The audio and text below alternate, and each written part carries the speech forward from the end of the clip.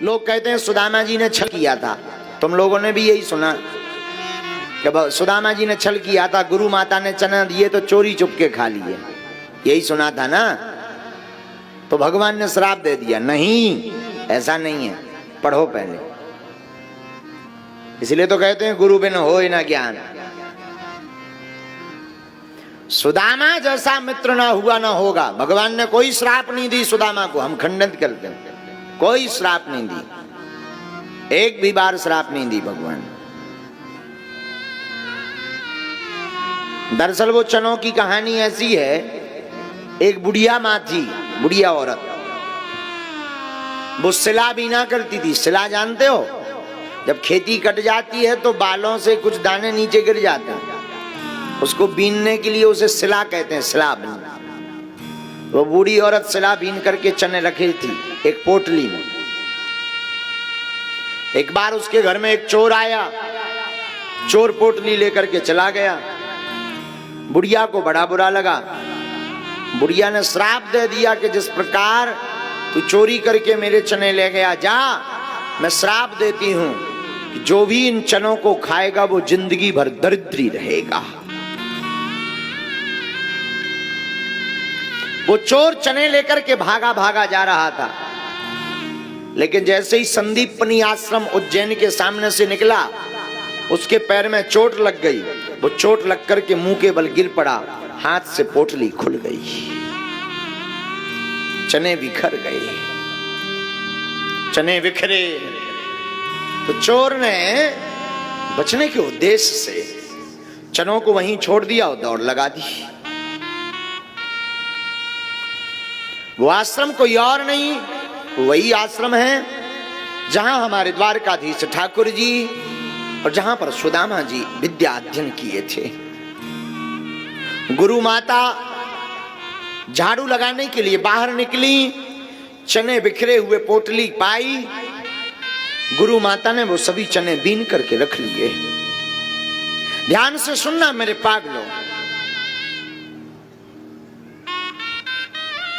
चनों की पोटली को ला करके रख लिया।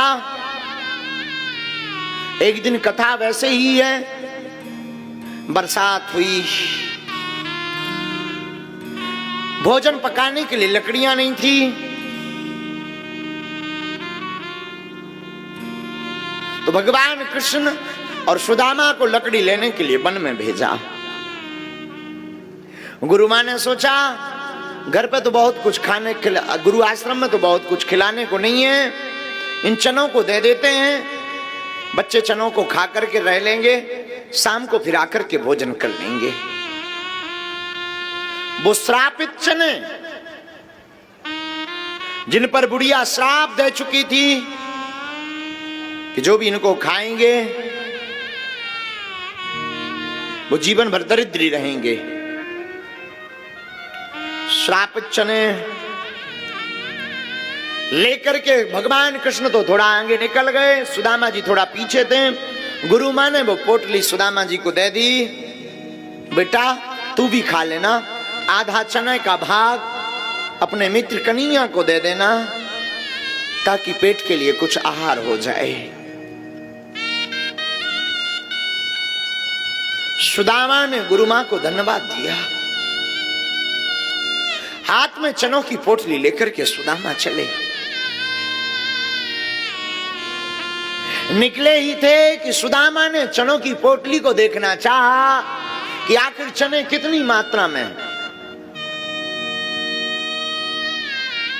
लेकिन सुदामा ने जब चनों को गौर से देखा, सुदामा कोई साधारण नहीं, भगवान कृष्ण का मित्र साधारण तो हो ही नहीं सकता। सुदामा भी ब्राह्मणो ब्रह्मवित्तमा विरक्त इंद्रियार्थेषु प्रसन्नात्मा जितेंद्रिया। सुदामा जी भी ब्रह्म को जानने वाले थे। सुदामा ने जब उन चनों को गौर से देखा तो सुदामा ने पाया यह चने श्रापित हैं, इनको श्राप लगी है कि जो भी इनको खाएगा वो जीवन भर दरिद्री रहेगा। गुरु मां ने तो आज्ञा दी कि दोनों आधा बांट बांट करके खा लेना, अगर मैं आधा आधा बांट करके खाऊंगा तो आधी जिंदगी मेरे कन्हैया को और आधी जिंदगी मुझे, दोनों को दरिद्रता भोगनी पड़ेगी। फिर मैं मित्र किस काम का? मैं एक काम करता हूं, चोरी चुपके पूरे चने को खा लेता हूं, मेरा कन्हैया राजा बना रहे, मैं भले ही दरिद्र हूं, मुझे कोई दिक्कत नहीं है।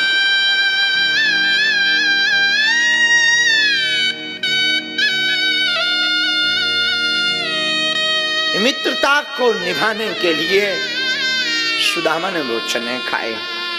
हमने सुना है सुदामा ने जितने चने खाए वो चने के दाने थे 40। सुना है 40 दाने थे। इसलिए सुदामा 40 वर्ष तक भगवान कृष्ण से दूर रहे